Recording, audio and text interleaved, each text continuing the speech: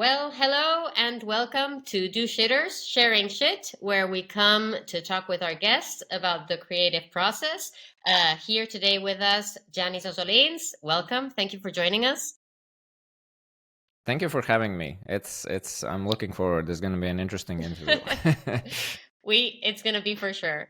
Well, we always like to start these conversations with the card that gives a name to our oracle, Do Shit, by asking you, what shit do you do? Yeah, what shit do I do? Well, I guess most people online in the creative world know me for explaining ideas visually, which is like a super simplified infographics. Let's say, infographics tend to be more like this elaborate, crazy thing. I tend to have and try to communicate like a very simple one idea per visuals. So these are just these super simple, snappy visuals that I share across socials over the past 4 years or so, and it has led to some audience and, writing newsletter, currently working on a book, doing a lot of things online. I'm now actually partnering with another person to like build a software application. So I just do a lot of shit on the internet, but these visuals and this creative stuff is kind of the engine behind everything. And that's how I like reach people. And it has led to some opportunities. I do this as a freelance as well, helping authors illustrate books and stuff like that. So shit like that, that's something like that. That is some really cool shit indeed. And I think that it's going to be very fascinating to be able to have this conversation with you about the creative process, especially since you've been working so much on being able to encapsulate a lot of elements of the creative process in this visual representations. So we're going to be seeing with these 10 cards, right, Mar? Those 10 cards that you have over there.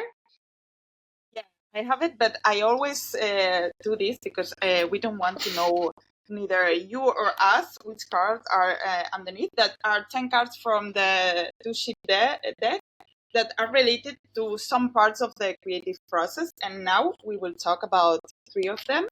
So there's no 6 number, but you have to imagine it. We lost it. But let's see. Which card will you pick first? And we'll talk about the subject. Well, let's go with 6, because Okay. it stands out. Okay, under the 6 is be proud of shitty. This card that reminds us that sometimes we have the project, the shit that we do, and sometimes it's not easy to be proud. There are people that are always self-criticist and they don't like it, or sometimes you like it usually. So this is a question, how do you relate to that? And also to ask you, what are you most proud of? Yeah, it's like be proud of shitty is, I think, tremendously important thing if you want to do like creative work, because it's like, I'm sure you're aware, there's this article, the taste gap, I think it's called, by I didn't remember the name of the author, but it's like a really famous, this idea that a lot of these creatives, have this kind of good taste, that we can see, oh, this is nice, this is good, but when we try to make it our own, it's like, oh my god, this is shit and this is garbage. And yeah, I think it's the case for most creatives, and I have made so many shit. Like it's just crazy. I'm like, when I was this aspiring creator, it was 4 years where I tried various different projects, and none of them worked, like in terms of like revenue or audience growth. It was fun, I had a blast, and I like quit many things, but mostly it was just shit, and nobody was really interested in it. So yeah, you will definitely ship a lot of shit. But another thing which comes to mind when you show this card to me, be proud of shitty, is that it kind of represents, progress as well. And I think for all the people who are like these perfectionists, and really fearful of sharing stuff online, etc., I think a tremendously important word that I try to remind myself often is like iteration, especially on social media. I make my visual, I feel like it's decent, could be better, whatever, let's ship it. I can go back to it in 3 months. I will have some new audience who have not seen that idea. Most people have forgotten it. A lot of people have not seen it due to algorithms, So in 3 months, I can come, I can iterate, I can make it better, ship again. of course, if you're creating like a book, I understand, give yourself more time, be a bit more perfectionist. But especially when it comes to all this like online content, just ship it, iterate it, improve it, and that's how you actually make good shit, by creating a lot of bad shit, but putting it out, and that gives some like feedback and stuff. So yeah, really, we should be proud of shipping shitty shitty stuff, and then that's how we get to the good stuff. I don't know, that those are just few thoughts on when you show me something like Right. this. Yeah, Go, Matt, please. sorry. I love this idea of sometimes you are not the most proud of some shit and you still have to own it and ship it. And also I love this idea of the gap that you told us, because we have a card that is the gap exclusively. That is this idea of shit that you have in your mind, and then when it really comes out, and the gap is between these two images. And it's important to know that this happens a lot, that in your mind is perfect, and then when it comes to reality, it's not. And you have to own it and also be proud. Yeah, and I also Yeah, that's a good card. I like the illustration there. That's a good visual. It gives me some ideas for my own looking stuff. So forward nice. to seeing Thanks what for you do sharing. with that. Yes, of course. That's great. That's such a good representation. Love it. Thank you. I think that it's very important what you were saying of the importance of shipping it anyway. Because when you are too self-critical and you keep everything in the drawer, you never really get anything exterior. And maybe you ship stuff and you don't know the people who is going to touch that thing in particular and how other people are going to connect. And I think that in the end, when we do any kind of art, you are doing it for you, but you're also doing it to put out there stuff that you feel that you want to put out. So the only way, as you were saying, to be able to really shorten that gap is to iteration, and better ideas will come. And the more you do it, the shorter that gap will be in time, not between what you envision and what you do. So I think that it's very important to be able to feel proud, even of the stuff that you know is not up to your taste.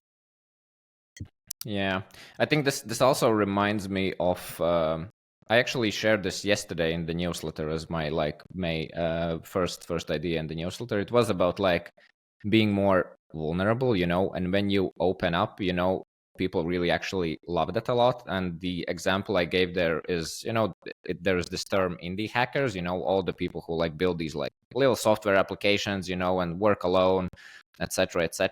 And they're like really, a lot of them are really good with this. They share like, okay, I launched this project, it made absolutely zero, here are mistakes I made and whatever, they are so open about like all the ups and downs and showing their like early shitty work, and it's just contagious and people really, really love it. So it's like, even if your goal is to grow and stuff, this imperfection is very relatable for people, and often they will like it a lot more than we have these all super fancy Instagram pictures, where everything is polished, etc. It's something I'm trying to be more intentional about as well, because I have this perfect, Instagram, whatever, every visual, everything is in same style, everything looks super, super good. And I want to a bit break out of it. I still want it to be a big part of my work, but I want to share more of this behind the scenes, relatable, whatever type of stuff, because I think a lot of people actually want to see more of that and less of the polished thing.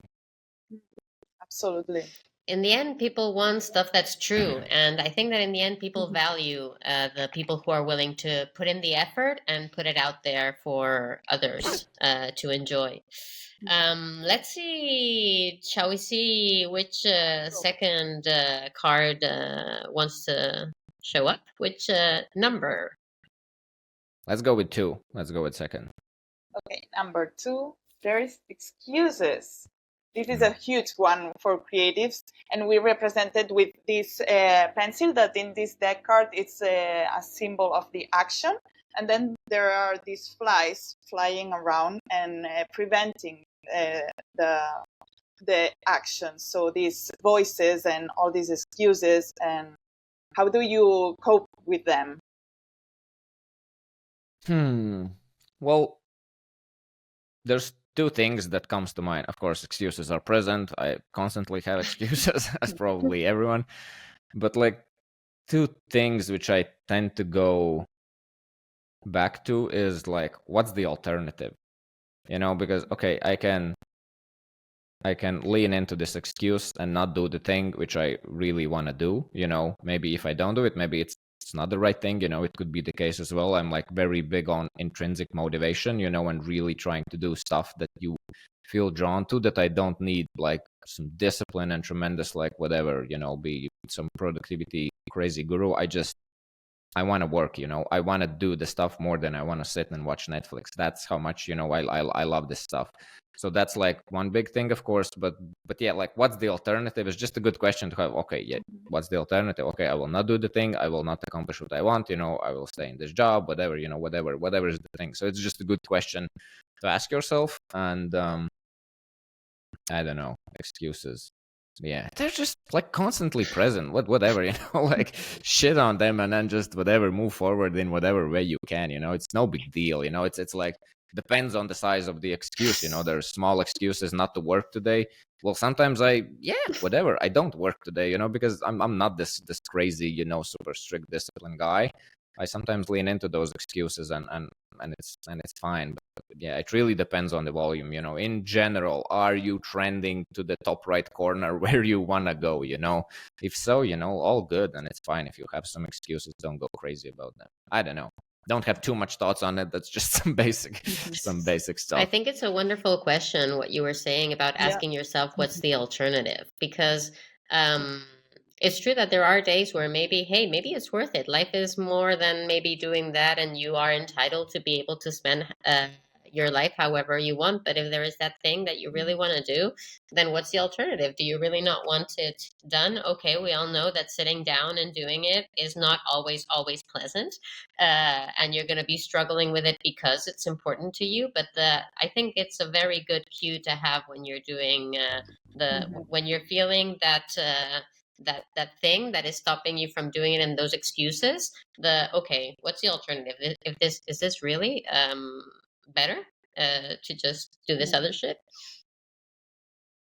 And also for me, the danger of this card is when you believe it, the excuses. Sometimes you know that there are excuses that you prefer to sit down and watch Netflix or wherever, but sometimes you believe your thoughts, like I cannot do this before I have that, or when I reach there, I will do it. So, and this is my case. I have a lot of excuses that I believe that I cannot do that unless I don't have this or unless I don't.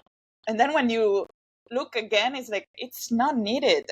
I'm putting a lot of things on my list in order to not do it when it's not needed. And sometimes this is the tricky one, when you believe them. Yeah, it's interesting that you mentioned tools. It's actually like, it's kind of funny that when I started illustrations, when I had like, okay, I want to explore this illustration, whatever type of thing. And of course, first thing, I need an iPad. So I actually like, it's not like I had tons of money, but I got an iPad. I convinced my wife, I really need this iPad to like make this work. I really need it. So I got it. And I, of course, started to do it and downloaded Procreate and made it there and whatever. Then tried other application, then did like started on iPad and finished on desktop in like Illustrators and Affinity Designer, like tried many different tools. And now I make all my illustrations in Figma, desktop version. I don't use an iPad. It's free. It's available for anyone who has computer, doesn't matter. And they can make these illustrations, which I currently create. But of course, at the beginning, I need an iPad and Apple Pencil and this and that. It's like, it's fine. Get it. If you can, get it. If you don't, I hope you don't live with this excuse and still somehow like use the resources you have. But it's like just a good story that I started as well with, I need all these things. And now I just use something that's free for everyone. We need to arm ourselves to go to that. Like, okay, I need to have everything ready. And then what you need is, in the end, your mind and a pencil, and then you will just take it into the final stage, however is required. Yeah, and to this, like, constraints are so powerful.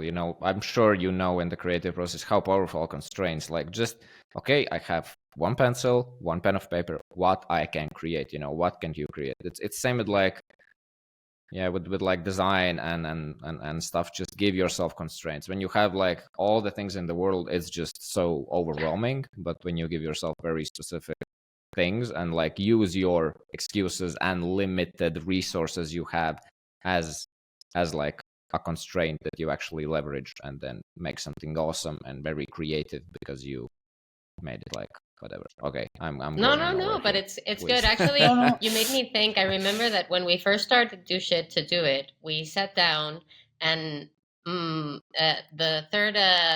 third person who did this with us had some blank cards, and she was like, "Okay, let's just put in the cards, the thing that come with the creative process, and we're just gonna put." And Mar, her excuse was, "No, we can't do this until we know exactly how we're going to draw this, because we Yeah. can't just draw something in a thing." And Ellie says, "No, if you don't draw something in that card, I'm going to rip it." "No, but they are perfect new cards. Don't rip it."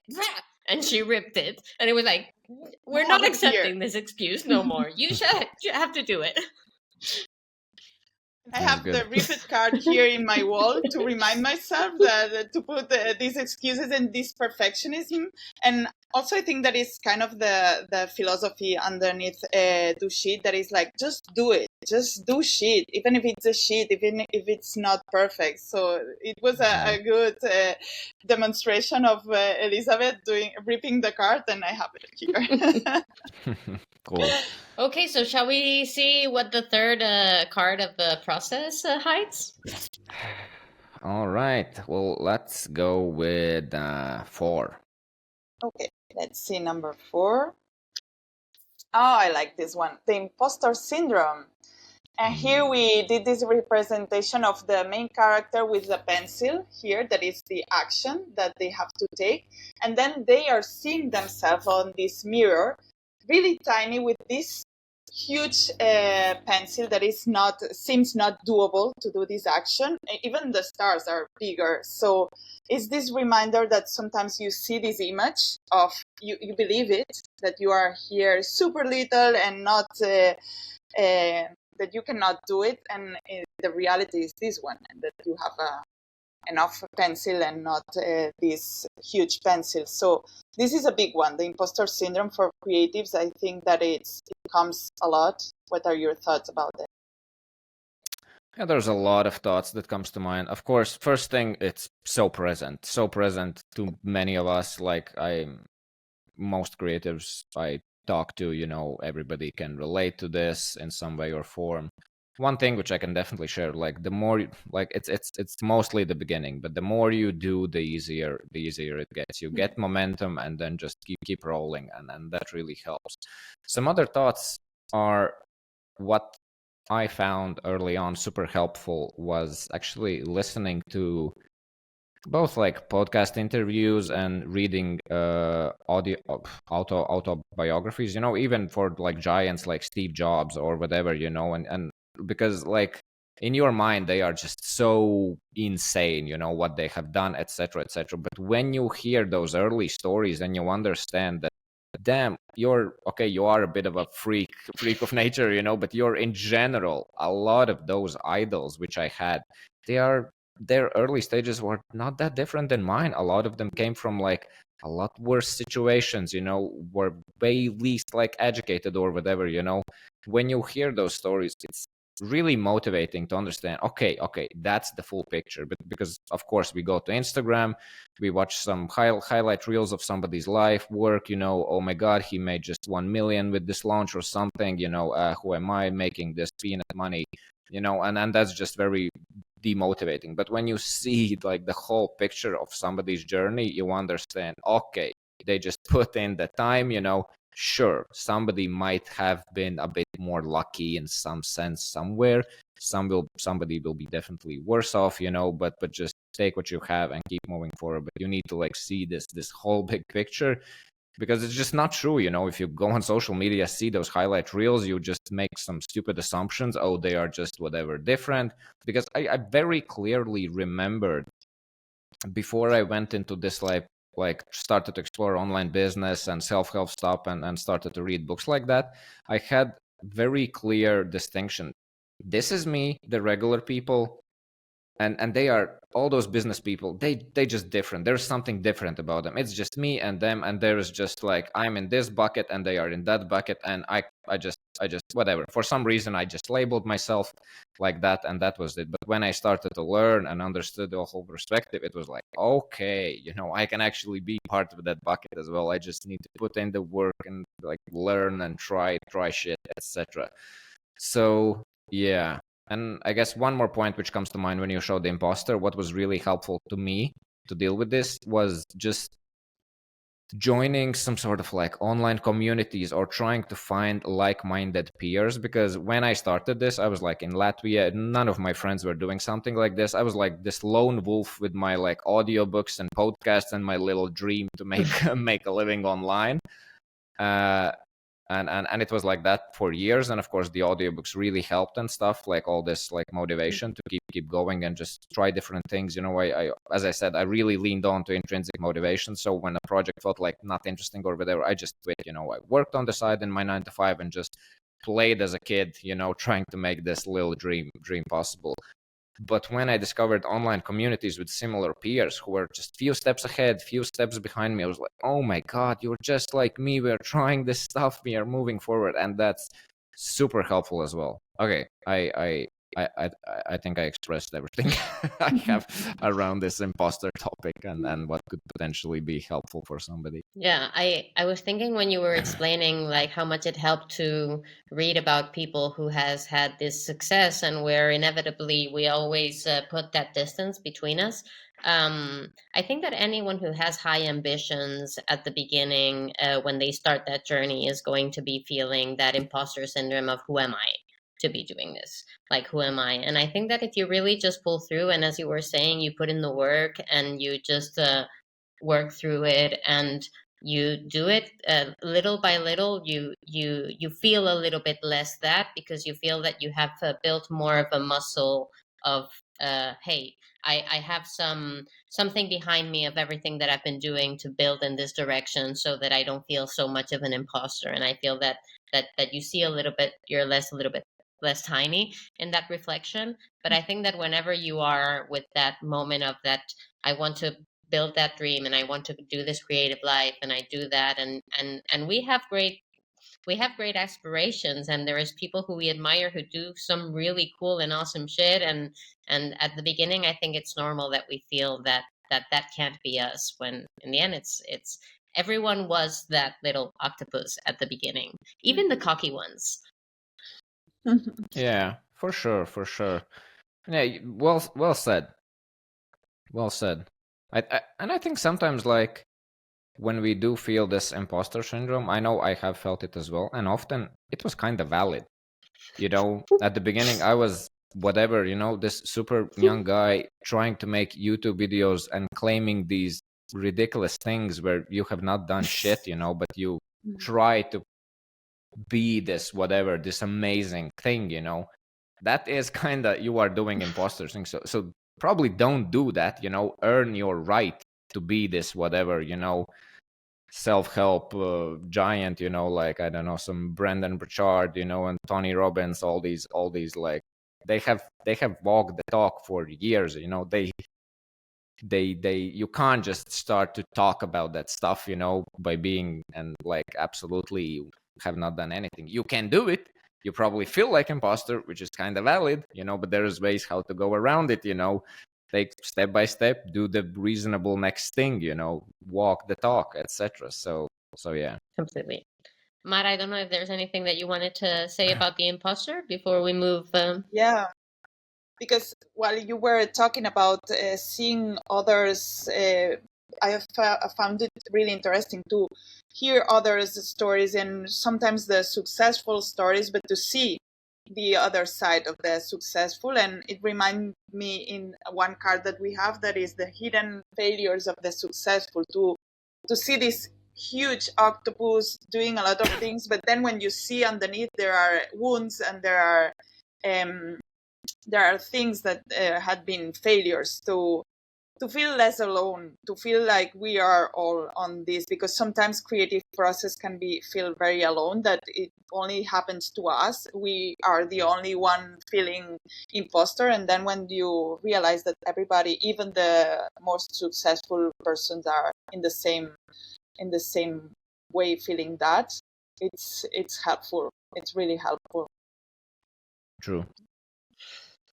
Okay, so after having gone through these 3 cards of the process, we are going to go to the part of the interview that brings in a map to do a reading. So Matt is going to be putting all of those cards back into the deck so that they are all in there. And here I'm going to give you to choose between 3 maps to see a little bit what kind of reading you are more inclined to do.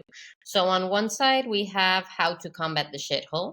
How to Combat the Shithole is a type of reading for when one is feeling that they are either in a shithole or they want to talk about how they face the shithole, the fears that they address, and the hopes and the tips that they have found to get out and the way out. So this one is more for usually when we bring the cards to a party and somebody is having a very hard time, it's a great way to be able to talk about whatever's bringing that person down in a gentle and communal manner.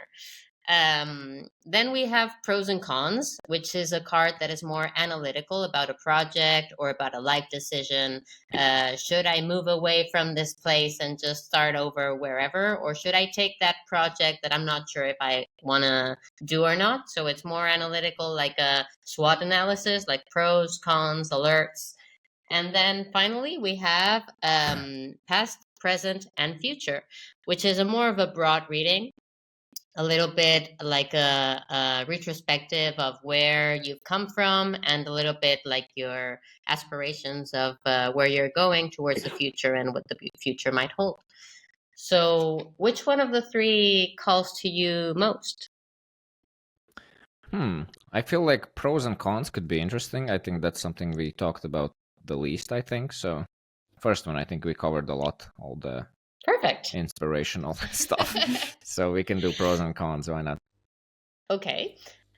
Is there anything in particular that you want to ask pros and cons about, or is it more like pros and cons of doing this kind of life of an artist, of an entrepreneur, an online business, or is it about a specific project that you want to know the pros and cons about? We can do maybe a specific project. Okay, why perfect. not? Okay. Do you want to? So what do I need to do? Now I need to explain about the project, which I would love to understand pros and cons. You have 2 options. We always say that there are some people who share and who explain like, okay, I want to ask the pros and cons about this, and they explain everything about it. And there are some people who would rather like, I'd rather not say anything and just see what the cards bring up and just talk about it. So you can go with whatever option you want. There is no right or wrong way to do it. No, I can Go give for context. I think it's interesting. Yeah. So recently, I in general aspire to be like solopreneur. Not have any employees or anything like that. Want to keep my business lean, small, and nice and profitable. But recently, I started to create a software application, which is just a content scheduling tool for social media. And I partnered with another developer, so we just own this thing 50-50. And I think it's interesting. There's a lot of excitement and interesting things, but at the same time, I have like done something which I thought I will not do, like partner, etc. So it's like an interesting project I have. So far, so good. But I think it would be interesting to like, nice. What are the pros? What are the cons? Yeah. Okay. Let's leave Very it. cool. So then I will do 3 piles, and I will ask you to choose one from 1, 2, or 3. Okay, 2. Number 2. That way you are choosing your cards. So I take all the cards and I put the map in the middle, and the map says where should I place the other cards and the numbers. So number 1 will be the main topic of it, the question itself. The number 2 is good stuff. Number 3 are alerts, things that are not that good. And number 4 is blind spot, the things that you are not seeing. And then a conclusion to keep in mind. Okay. Let's see. Okay. Number 1, the main topic. Where are we talking about? Guilt. This is a card that reminds us that sometimes we have guilt and we have this little shithole on top of it. I don't know if it relates to this idea of you had one idea of how do you want it to proceed, and this is a change of mind, and there is like this changing of working with another person, and this guilt of you had a good idea of what you wanted to do. Yeah, I guess around this particular project, the only thing about guilt, I don't have any guilt that, oh, I promised myself I will not do it, so I did it now, It might come in future if this project goes like crazy, and something, then it might be. But I think the only guilt is that if this fails, there is another party included. And part of that failure will be my responsibility. Of course, it's like a 50-50 project, etc., but it would suck and I would feel bad that this other person have put in a lot of work, but it flops, and leads nowhere. So I would definitely be feeling like guilty, because he's essentially like developing the thing. I'm more like marketing, skin in the game type of person, So if I can't get customers, or something like that, that would make me feel guilt. That's the only thing what comes to mind. So then I think it's very interesting that you relate as well to the guilt of having somebody else to be working with you. Does that mean that usually when you feel that you work for yourself, you can be very guiltless and not have any guilt following you, but suddenly you feel that working with someone else, that gives you a responsibility towards that person in particular? Well, yeah, in general about project failures or something like that, I don't have any like guilt or whatever. The only thing is when other people are involved. Same like if I have several bad months in terms of business, and I have 2 kids and a wife, and if I can't put like food on the table, and I feel like, oh shit, like we are running out of savings or something, that causes guilt as well, of course. But other than that, when other people are not involved, I think I'm pretty good at not beating myself up with like that. I know a lot of people struggle with. Yeah. I usually don't. I'm kind of whatever, And does just it affect brush it off and move does it on. affect the fact that you have maybe to distribute the time differently towards what you're doing and having less time for one thing? It could be that, yeah, for sure. No, just we have limited just time. to Yeah. see a little bit the relationship. We can go to see what the good stuff lies and see a little bit the broader picture. Okay. The good stuff. Distance gives you perspective.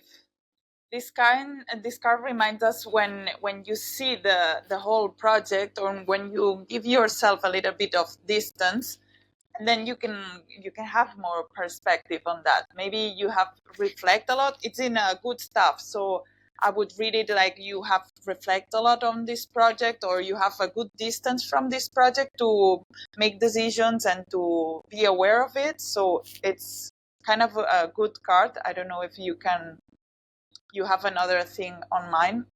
And So what I need to say here exactly, distance gives you perspective. Okay, understood. And this is good thing. So Yes. how should I go I about feel this? that for me, when I've seen this in the good stuff, and especially learning about the tool that you are doing, I'm guessing that you are addressing this tool from a perspective of being a creator, of having had to encountered a lot of hurdles of what it means to be I mean, I think that we all know that when you're trying to post on social media, it's not really optimized in terms of tools to make it easy for the creator. It's more done to make it easy for you to have to do things in a specific way. So I wanted to know as well, like, I'm guessing that you are launching into this project, having that perspective over what it's like to be a creator that has to face the stuff that your tool is going to be addressing.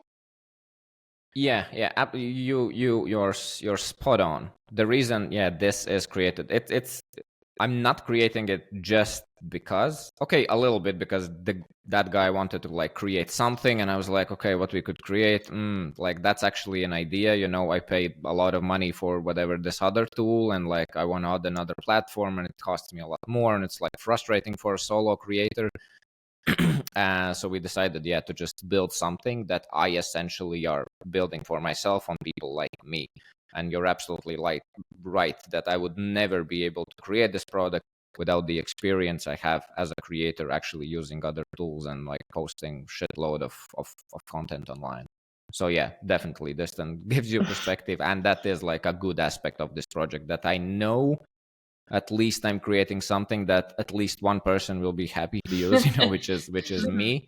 And I think it's in general good idea for creators. When I created my content, I was like, a lot of people say, what's your niche? Like figure out like your thing, etc., etc. And I just create stuff I would love to see in the world, and then you are not that special. There is plenty of similar people like you who will probably will like the thing that you have made as well, and just make stuff you want to see in the world. I think it's a good framework for business, I think, in general. Absolutely. And I think that especially when you, as a creator, identify that there are tools that you wish you had, but you don't have them, or they are super expensive, or there are whatever, to be able to sit down is like, okay, I want this tool to exist. I want to make my life easier as a creator, as a solopreneur. And obviously, if it makes my life easier, it's going to be very likely that it's going to make other people's lives easier, because there is a gap in the market for that. No. Okay, shall we see what's in the alerts? Let's see the alerts. Be realistic. This card reminds us that sometimes we want to chew more. How do you say it? You want to chew more than you're... Bite off more than you can chew. Yeah. Exactly. Yeah. This idea of sometimes you have a lot of on your hand, and it's kind of an alert, which is not a bad one because it's a very realistic alert. And this reminding that you have like only for I don't know how many arms, and sometimes you want to do a lot of things, and you are not you cannot have all on your hands. So this idea of sometimes to not chew more than you can bite. Yeah, when it comes to this, and this was what? Alerts. Bad or alerts? Alerts. So to keep in mind this idea of maybe sometimes we open a lot of projects and balance it can be difficult. Yeah, I think you're spot on. This is another project. It takes time, meaning it takes time away from other stuff I want to do. Though at the same time, it takes more time now, but in general, building a software product, it has a lot of leverage. In general, little computer robots are doing the job, and it's not that crazy. And of course, we are intentional about how we are creating it, and not like, but we'll see. When the customers will come, things can change. So very, very much open about it. Open about the idea that it can become like, oh man, like this project actually takes more time than I expected. I think another realistic like alert is that there's plenty of these things, in the market. I think we are unique. We have some interesting angle that we are going into the market. There's plenty of tools, and why the heck people need just another scheduling tool, So I think, remaining realistic that it couldn't be that easy to whatever get these customers or so. That could be the case. But again, it's like it's just another bet, that I'm doing along with many other things which I'm shipping. So it's not like the eggs are all in one basket. So that seems fine. I don't know what else comes to mind. When you are developing this this project, is there stuff that you feel that you wish you would be able to tackle, but that you are not able to tackle at the stage that you're at, and that is the kind of stuff that you need to leave a little bit behind, in terms of even the stuff that you want to do to develop it, no? Because in the end, it's you and another person. I'm guessing that there are some limitations to the scope of what you can do, and the things that you would like to be able to do, but you just need to leave like the little papers that the octopus has to leave for some other point, because you can just manage what you can manage at the point that you're at.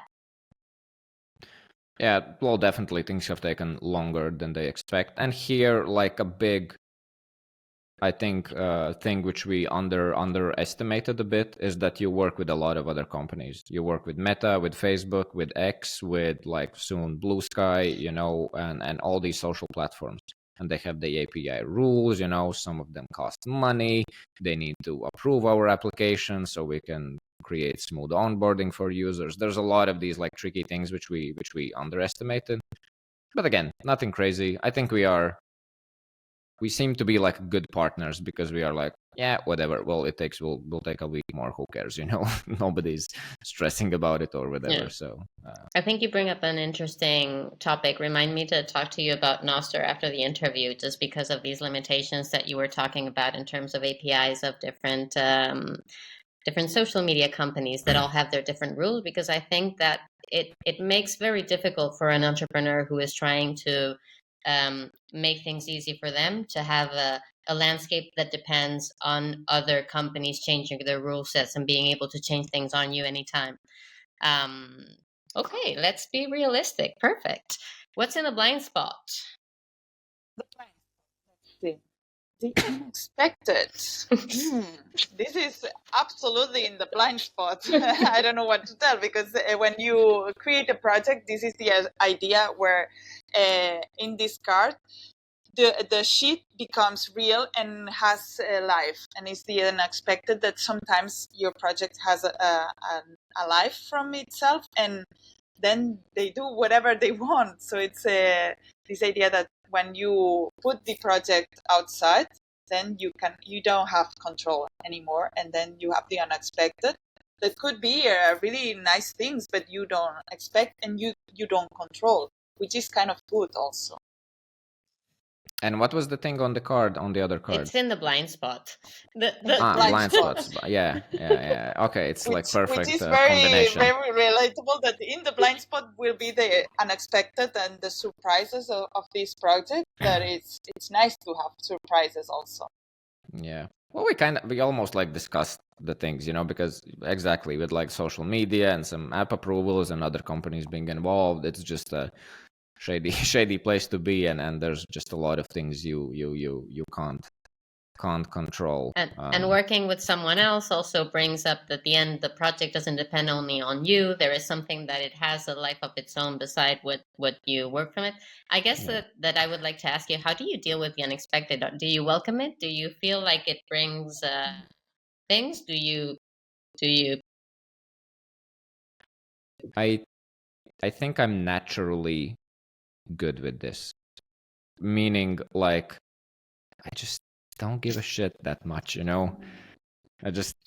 I can compare myself a little bit, with my wife, because she's like a lot more structured, and there's like expectations and stuff, and if those expectations are not met, she gets a little bit more upset, and I don't have it. I'm like the opposite. I'm absolutely winging it, and not giving a shit. Sometimes I kind of give a shit, but I don't give a shit. It's not like I'm just some stupid random guy, bumbling through life. I have intentions, I have goals. I'm more working in a specific direction, but on day-to-day basis, I don't give a shit. It's just that most of the stuff seems insignificant, and sometimes, of course, it like hits you. I know.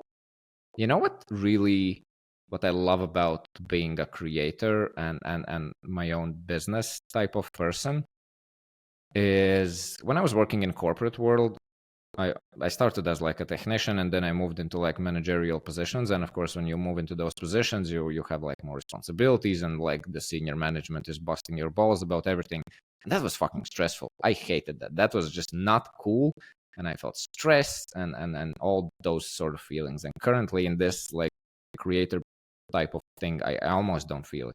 The only thing which is, it's like financials. If you have great months, everything is fine. When you have some worse months, you're like, because like you need to put like food on the table and stuff like that. But that's essentially like the only problem I feel. Yeah. So with the least people you work, the better. But like, I'm very happy with the co-founder with this application. He's like amazing. All my most, like, I would say all my freelance clients which I have done have been amazing as well. So, but again, I guess all this creative stuff like have created the leverage, so I can be picky about like the people that I kind of work with and stuff, and it's been wonderful. And Okay, I think I went on a random no, and I think tangent. that it's very interesting as well what you were saying, because when you are in that kind of corporate world, the unexpected is something that really shatters the foundations of everything, and that really brings a lot of stress. And I think that creators have to, artists in general, and creators, solopreneurs, have to be able to wield the unexpected into their life. And I think that they crave it in some way, of being able to lean into it and to be able to navigate the unexpected in a different way than when you are in structures that really don't allow for it. Yeah, I guess to share something good about the blind spots, I was so surprised when I started to work with this guy. He's such a badass. I was not expecting that things will, like, the development itself goes super fast. He's insane, like absolutely insane. I'm just like, I share some bugs, go to sleep, wake up, it's like I see green checkboxes everywhere. Everything's fixed and done, and like creating new features. He's absolute animal when it comes to like, and I didn't expect that. I thought it will be just whatever slow and whatever process. I had never worked with this guy, but he's amazing. He's amazing in that sort of sense. So sometimes you can you expect the worst, but you get something something good as well. You get surprised by the unexpected. That is wonderful. That's very lucky. Okay, Mar, so what do we have in the last card? To keep in mind, conclusion, the competition. And I think that you were talking about that sometimes that you have others doing something similar, and maybe it's something to keep in mind. It doesn't say that it's good or bad. It's just something to keep in mind. And I think that it relates also with these two cards that you were saying, be realistic, that you thought about this competition, where the card being realistic came up. And then I think that the key is also in the good stuff, the distance that gives you perspective, no?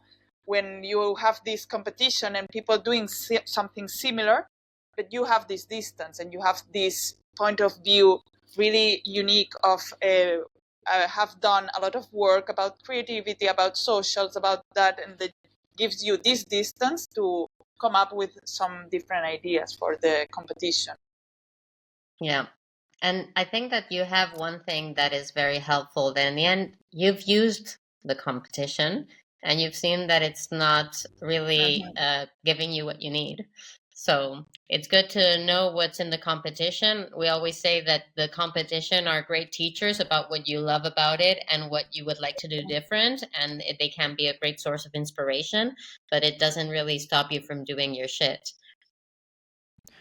For sure. It makes you want to compete sometimes and to make it better. Sometimes makes you to challenge yourself to make it better, to have competition. Because if you were the only one, you wouldn't have to make it more than anybody else. So yeah, well, often like the fact that there is competition means that there is a market as well, you know. So yeah. there is a big market, and I would say like not all the other companies are actually competition, because they serve particular case. If you would come like, hey, Janis, this is what I need, this is what I expect from this type of tool, and I would say, well, we are not for you. You need to go to these guys because they focus on this particular thing. So it's yeah, I guess differentiation, you know, because there can't be one tool, you know, for everybody. There's so many social media, you know, and one hates that one, the other hates that one, you know. There's always will be many tools. So the competition is like not always. Yeah. competition is competition. It's just different. Yeah. Well, I feel like this project that you are doing sounds very interesting and sounds like a very powerful tool for creators like yourself. I think that it's beautiful that you can address it as well without any guilt into launching into something that is the first time that you work with someone else, that it's the first kind of project in this area that you're doing in this way. So I really looking forward to see what comes out of it. I don't know if you already have an idea for a timeline, or we usually like to finish these interviews with the make it public card. So I don't know if there is stuff that you want to make public either about this and when people can expect to know that it's out there, or about other shit. Yeah, I don't know when it will be out there, because we are waiting for app approvals from Instagram, and we have no control there. They are rejecting stuff for unknown reasons, and we are fixing things. So it's unknown when it will be. But in general, I'm using it every day. It's just That's beautiful. Yeah. So I'm using, but yeah, this is like, we just talked about this a lot because I picked this as an interesting topic, but there's just a very small portion of what I do in total. But actually, I'm working on a really cool update for my website, where it will be like, not like Instagram, but like similarly, you will be able to see like all my visuals in like a super nice, sexy way under ozo.blog, which should be out rather sooner than later. Like, currently it will just redirect to my original website, but yeah, I'm working on this new project. It will be so beautiful. An So, awesome new launch for the new year then. Yeah, there's just so many things I do, but it keeps it interesting. It's just, it can get a bit boring if you make visuals like constantly, and that's like your only thing. But it's nice. Yeah, but visuals in general, that's like my core business. I have a course, and I do like freelance. That's my main income stuff. Everything else is just like fun things for now. But yeah, ozo.blog. I hope when this will be out, I will be out with my nice, beautiful page as well, so then you can observe all the nice visuals I have created. Let's hope so. We will put the link in the show notes so that people can go to it. I think that it's so beautiful, the stuff that we've seen from you, the visuals that you were saying. You have such a nice, succinct way to deliver very important aspects of the creative process, of the way that an entrepreneur feels facing a little bit that unknown and that uncertainty. So thank you very much for everything that you put out there, and for putting out there stuff even after you think that you need to iterate more. I think that that it's beautiful to share this stuff. I don't know if there's anything left unsaid that you would like to share before we wrap this up. No, just thank you, and it's a very cool thing you have here. It's a very interesting approach of conversation with these cards and stuff. It's very interesting. So kudos to you guys. It's awesome. Thank you very much, and thank you so much for joining us. Have a wonderful day. Thank you. Likewise.